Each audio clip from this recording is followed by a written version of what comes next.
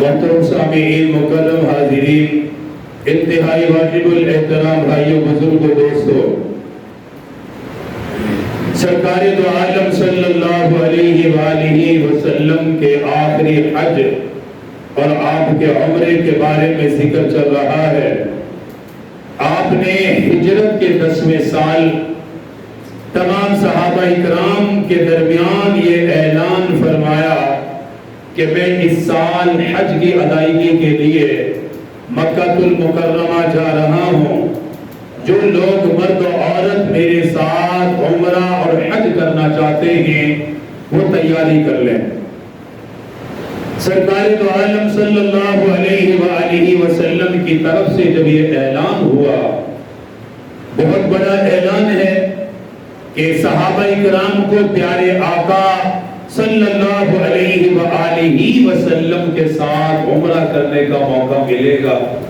حج کرنے کا موقع ملے گا، آقا کے ساتھ سفر کرنے کا موقع ملے گا، آقا کے ساتھ رات گزارنے کا، دن گزارنے کا موقع ملے گا، آقا صلی اللہ علیہ وآلہ وسلم سے عمرے اور حج کے ارکان اور عمرہ اور حج کا طریقہ سیکھنے کا موقع ملے گا۔ تمام صحابہ اکرام نے تیاری فرمائی، یہاں تک کہ اعلان مدینے میں ہوا تھا۔ مدینے کے اطراف و اکناف میں جتنی بھی بستیاں تھیں وہ اعلان ساری بستیوں میں پھیل گیا کہ پیارے آقا صلی اللہ علیہ وآلہ وسلم اس سال حج کی ادائیگی کے لیے تشریف لے جا رہے ہیں، جس کی وجہ سے اتنے لوگ حج اور عمرے کے لیے تیار ہوئے کہ حضرت جابر رضی اللہ تعالی عنہ فرماتے ہیں کہ آقا کا قافلہ جب مدینہ سے نکلا، آقا صلی اللہ علیہ وسلم جب مدینہ سے تشریف لے جانے لگے، فرماتے میں نے قافلے پر نظر دوڑائی، چاروں طرف میں نے نظر دوڑائی، جہاں میری نظر کی انتہا تھی وہاں تک لوگ ہی لوگ نظر آئے۔ تقریباً 1,00,000 سے زیادہ مرد و عورت آقا کے ساتھ عمرہ اور حج کے لیے جا رہے ہیں۔ یہ اتنا بڑا اسلام کا لشکر آقا کی قیادت میں مکہ کی طرف روانہ ہوا۔ امام الانبیاء تاجدار مدینہ صلی اللہ تعالی علیہ وآلہ وسلم 10 ہجری کو چار ذی القعدہ کو آپ نے مدینہ سے سفر کا آغاز کیا۔ آقا صلی اللہ تعالی علیہ وآلہ وسلم سفر کرتے ہوئے جہاں جہاں آپ فتح مکہ کے موقع پر نماز ادا کی، نوافل ادا کیے، صحابہ کرام نے وہاں ایک مسجد تعمیر کی، ہر جگہ پر مساجد بنائی گئی، آقا ان مساجد کی زیارت بھی کرتے رہے، ان میں نوافل اور نماز بھی ادا کرتے رہے، میقات پہ جا کے عمرے کا احرام باندھا، آپ نے عمرے کے احرام کے ساتھ حج کا احرام بھی اکٹھا باندھا، وہیں سے آپ نے تلبیہ پڑھا اور مکہ المکرمہ کے لیے روانہ ہو گئے۔ آپ کے ساتھ صحابہ کرام کا یہ بہت بڑا لشکر جب مکہ المکرمہ کی حدود میں داخل ہوا، مکے والوں کو پتہ چلا، مکے کے رہنے والوں کو پتہ چلا امام الانبیاء صلی اللہ تعالی علیہ وسلم تشریف لا چکے ہیں، سب سے پہلے آپ عمرہ ادا کریں گے، عمرہ ادا کرنے کے بعد حج ادا کیا جائے گا۔ سارے مکے والوں نے آپ کا استقبال کیا، قصوہ اونٹنی پر آپ سوار تھے، یہ اسلام کا لشکر آپ کے ساتھ ساتھ چل رہا تھا۔ مکہ المکرمہ میں داخل ہونے کے بعد آپ نے بچوں کو اپنی سواری پر سوار فرمایا، باری باری تمام بچوں کو بیٹھنے کا موقع ملا، آقا کے ساتھ سفر کرنے کا موقع ملا، آقا کے ساتھ چند قدم چلنے کا موقع ملا۔ آقا مکہ المکرمہ میں اس شان کے ساتھ داخل ہوئے، اس عظمت کے ساتھ داخل ہوئے کہ 1.25 لاکھ صحابہ کرام بھی ہیں، سیدھے بیت اللہ شریف میں تشریف لائے، اللہ کے گھر بیت اللہ پہ نظر پڑی، نظر پڑنے کے بعد فرمانے لگے میرے پروردگار اپنے گھر کی شان میں برکت عطا فرما، اس کی شان میں مزید ترقی عطا فرما، آپ کی مہربانی ہے، آپ نے زیارت کا موقع دیا، آپ کی مہربانی سے حاضری کا موقع ملا، آقا مدنی حجر اسود کے قریب آئے، اپنے لبوں کو حجر اسود سے لگایا، حجر اسود کا بوسہ دیا،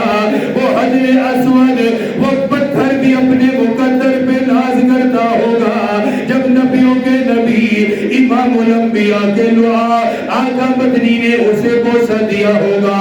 اپنے ہونٹ حجر اسود کے ساتھ لگائے ہوں گے، آقا مدنی نے بوسہ دینے کے بعد عمرے کے طواف کا ارادہ کیا، عمرے کا طواف آپ نے شروع فرما دیا، تمام صحابہ اکرام آپ کے ساتھ ساتھ عمرہ ادا کرنے لگے، طواف کرنے لگے، آقا نے 7 مرتبہ چکر لگایا، آپ نے طواف مکمل فرمایا، طواف مکمل کرنے کے بعد مقام ابراہیم پہ تشریف لائے، 2 رکعت نفل ادا فرمائے، نفل ادا کرنے کے بعد ساتھ ہی قرآن کی آیت بھی تلاوت کی، فرمایا لوگوں وَاتَّخِذُوا مِن مَّقَامِ إِبْرَاهِيمَ مُصَلًّى، میں نے مقام ابراہیم پر یہ نوافل ادا کیے ہیں، فرمایا قیامت جو بھی عمرہ کرنے کے لیے آئے گا، طواف کرنے کے لیے آئے گا، 7 مرتبہ طواف کرنے کے بعد بیت اللہ کا طواف مکمل کرنے کے بعد 2 رکعت وہ ادا کرے گا، اس کے بغیر عمرہ قبول نہیں ہوگا، اس کے بغیر طواف قبول نہیں ہوگا، پھر فرمایا مقام ابراہیم کے قریب جگہ مل جائے وہاں نفل ادا کرنے کی کوشش کرنا، اگر وہاں جگہ نہ مل سکی پورا حرم پوری مسجد حرام کہیں بھی 2 رکعت نفل ادا کیے جا سکتے ہیں، آج تو رش اتنا زیادہ ہے، طواف کرنے والے اتنے زیادہ ہیں، مقام ابراہیم پر جلدی نفل پڑھنے کا موقع نہیں ملے گا، کیونکہ طواف کرنے والوں کی تعداد بہت ہے، بیت اللہ کی زیارت کرنے والوں کی تعداد بہت بڑھ گئی ہے، اس لیے مسجد حرام میں جہاں بھی نفل کا موقع مل جائے 2 رکعت نفل ضرور ادا کریں، آپ نے 2 رکعت نفل ادا کیے، ادا کرنے کے بعد آپ سعی کے لیے صفا پہاڑی پر تشریف لے گئے، صفا سے مروہ کی طرف گئے، مروہ سے صفا کی طرف آئے، آپ نے 7 چکر لگائے، 7 چکر لگانے کے بعد عمرہ مکمل کیا، بال کٹوائے گئے، آپ نے صحابہ کو فرمایا جن کے ساتھ قربانی کا جانور موجود نہ ہو اپنا احرام وہ کھول دو، فرمایا میں اپنا احرام نہیں کھولوں گا، میں نے عمرہ اور حج دونوں کی نیت کی ہوئی ہے، ایک ہی احرام کے اندر میں عمرہ بھی ادا کروں گا، اسی احرام میں حج بھی ادا کروں گا، آپ نے حج قران کیا، یہ حج کی سب سے اعلیٰ قسم ہے، جس احرام کے اندر عمرہ کیا جائے پھر احرام کھولا نہ جائے، اسی کے اندر حج بھی پورا کیا جائے، حج مکمل ادا کرنے کے بعد احرام کھولا جائے، یہ حج کا سب سے اہم ترین رکن ہے، یہ حج کی سب سے اعلیٰ قسم ہے، فرمایا لوگوں میں نے عمرہ اور حج دونوں کا احرام باندھا ہوا ہے، میں عمرہ کرنے کے بعد اپنا احرام نہیں کھولوں گا، حج مکمل کرنے کے بعد احرام کھولوں گا، آقا مدنی احرام کی حالت میں رہے، آپ 4 ذی الحجہ کو مکہ المکرمہ میں تشریف لائے، 8 ذی الحجہ تک مکہ کے اندر ہی قیام فرمایا، مکے والوں سے ملاقات کرتے رہے، انہیں دین سکھاتے رہے، انہیں شریعت بتاتے رہے، بیت اللہ کے سائے میں بیٹھ کر اپنے صحابہ کو دین پڑھاتے رہے، لوگ ملنے کے لیے آتے، آپ ان سے ملاقات کیا کرتے، کتنے لوگ آئے جنہوں نے آپ کے ہاتھ میں اپنا ہاتھ دیا، اسلام قبول کیا، کلمہ پڑھ کے وہ مسلمان ہو گئے، مکے کے آس پاس سے بھی لوگ آئے جنہیں آقا کی آمد کا پتہ چلا،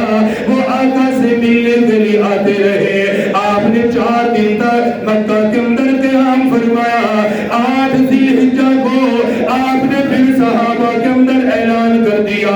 حج کرنے والوں کے اندر اعلان کروایا، فرمایا او لوگوں حج کے ایام شروع ہو چکے ہیں، آج ذی الحجہ سے حج کے ارکان شروع ہو جائیں گے، فرمایا جن کا احرام بندھا ہوا ہے وہ مینا جانے کی تیاری کرو، سب سے پہلے ہم مینا میں جائیں گے، فرمایا جنہوں نے احرام کھول دیا عمرہ کرنے کے بعد احرام کھولا ہے، فرمایا وہ بھی احرام باندھو، حج کی نیت کر لو، حج کا ارادہ کر لو، آج ذی الحجہ کو فجر کی نماز ادا کرنے کے بعد سورج نکلنے کے بعد آپ کی سواری قصویٰ کو لایا گیا، اب حج کی ادائیگی کا وقت آ گیا، حج پورا کرنے کا وقت آ گیا، یہ میرے آقا نے اپنی زندگی کا آخری حج کیا، ایک ایک موقع پہ بتایا، ایک ایک جگہ پہ بتایا حج کس طریقے سے ادا کرنا ہے، کہاں کہاں جا کر قیام کرنا ہے، قیام کے درمیان کیا کیا رکن ادا کرنے ہیں۔ آج ذی الحجہ کو آپ کا تو احرام پہلے بنا ہوا تھا، آپ کی سواری قصویٰ کو لایا گیا، آپ سواری پر سوار ہوئے، آپ نے پھر فرمایا لبیک اللہم لبیک لا شریک لک لبیک ان الحمد والنعمت لک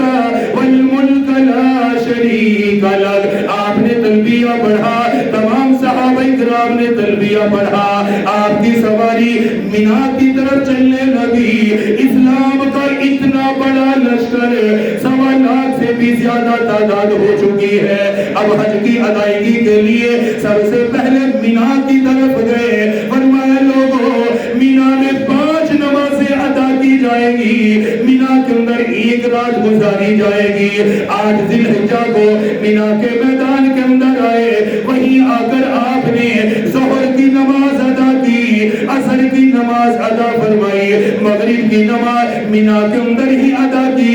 عشاء کی نماز بھی مینا کے اندر ادا فرمائی، فجر کی نماز بھی آپ نے مینا کے اندر ادا فرمائی۔ مکہ اور مینا کے درمیان تقریباً 5 کلومیٹر کا فاصلہ ہے، 5 کلومیٹر سفر کرنے کے بعد مینا کے اندر پوری رات گزاری، عبادت میں رہے، لوگوں کو مینا کے بارے میں بتاتے رہے کہ یہ وہ جگہ ہے جہاں حضرت ابراہیم خلیل اللہ نے اپنے بیٹے حضرت اسماعیل ذبیح اللہ کو قربان کرنا چاہا، اللہ کے لیے انہیں زمین پہ لے جایا، ان کی گردن پہ چھری رکھی، فرمایا میرے صحابہ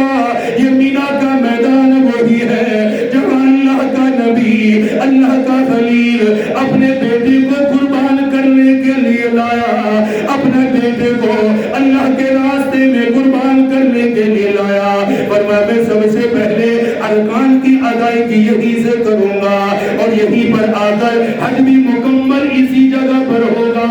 آپ نے 5 نمازیں ادا فرمائی، پوری رات مینا کے اندر قیام فرمایا، فجر کی نماز ادا کرنے کے بعد آپ نے فرمایا لوگوں آج 9 ذی الحجہ کی تاریخ ہے، حج کا سب سے بڑا رکن جس کے بغیر حج ادا نہیں ہوگا، اگر یہ رکن کسی نے ادا نہ کیا اس کا حج قبول نہیں ہوگا۔ صحابہ نے عرض کیا کہا سب سے بڑا حج کا رکن کیا ہے؟ فرمایا لوگوں 9 ذی الحجہ کو میدان عرفات کے اندر جانا،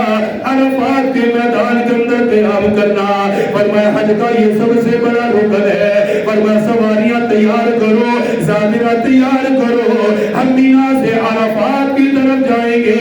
14 کلومیٹر کا سفر ہوگا، 14 کلومیٹر سفر کرنے کے بعد میدان عرفات میں آپ تشریف لائے، وہاں میدان عرفات کے اندر آئے، زوال کی نماز زوال کے بعد سورج ڈھلنے کے بعد آپ نے اپنے صحابہ کو فرمایا میرے صحابہ یہ عرفات کا میدان ہے، حج کا خطبہ اسی جگہ پر دیا جائے گا۔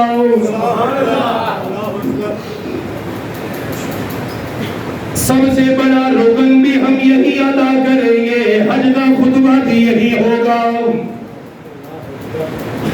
سورج ڈھلنے کے بعد آپ نے اپنی سواری منگوائی، قصویٰ اونٹنی لائی گئی، دوپہر کا وقت خیمہ لگانے کی اجازت کوئی نہیں. عرفات کے میدان میں کوئی حاجی خیمہ نہیں لگاتا کیونکہ وہاں قیام مختصر ہوگا. غروب آفتاب کے بعد وہاں سے دوبارہ مزدلفہ کی طرف جایا جائے گا، اس لیے زیادہ قیام کا اہتمام نہیں کیا. آپ کے لیے خیمہ نہیں لگایا گیا، آپ کے لیے آرام کی کوئی مخصوص جگہ نہیں بنائی گئی. آپ نے زوال کے بعد اپنی سواری قصویٰ اونٹنی منگوائی اور مقام نمرہ پر تشریف لائے. مشہور جگہ مقام نمرہ جہاں آج مسجد نمرہ بنی ہوئی ہے. مسجد نمرہ حج کرنے والا زیارت کرتا ہے، عمرہ کرنے والا مسجد نمرہ کی زیارت کرتا ہے. آپ نے اس جگہ پر کھڑے ہو کر عالمی خطبہ دیا، تاریخی خطاب فرمایا. ایسا خطبہ دیا نبیوں کے نبی امام الانبیاء نے. ساری انسانیت حیران ہو گئی. لوگ تو حیران ہوئے، آسمان کے ملائکہ بھی حیران ہوئے. تاریخی خطاب فرمایا. سب سے پہلے اونٹنی پر بیٹھنے کے بعد، اونٹنی پر سوار ہونے کے بعد پہلا جملہ زبان نبوت سے ادا کیا. فرمایا لوگوں میری بات توجہ سے سننا، میری بات دھیان سے سننا. فرمایا شاید عرفات کے میدان میں میری آخری ملاقات ہے. آج کے بعد عرفات کے میدان میں تم سے دوبارہ نہیں ملوں گا، عرفات کے میدان میں دوبارہ نہیں آؤں گا. میرے جانے کا وقت آ چکا ہے، رخصت ہونے کا وقت آ گیا ہے. شاید آئندہ حج پر میں دنیا میں نہ رہوں، میں دنیا سے پردہ کر چکا ہوں گا، میں دنیا سے چلا جاؤں گا. سب سے پہلا جملہ یہ فرمایا لوگوں میری بات کو توجہ سے سننا. عرفات کے میدان میں یہ میرا آخری خطبہ ہوگا، یہ میرا آخری کلام ہوگا. جب آپ نے یہ فرمایا لوگوں میرا آخری خطبہ ہے، عرفات میں آخری ملاقات ہے. ابو بکر رونے لگ گیا، حضرت عمر بن خطاب رونے لگ گئے، حضرت عثمان غنی رونے لگ گئے، حضرت علی کی ہچکیاں بن گئی. 1.25 لاکھ صحابہ اکرام رونے کی آوازیں گونجنے لگی. پتہ چل گیا آقا کی جدائی کا وقت آ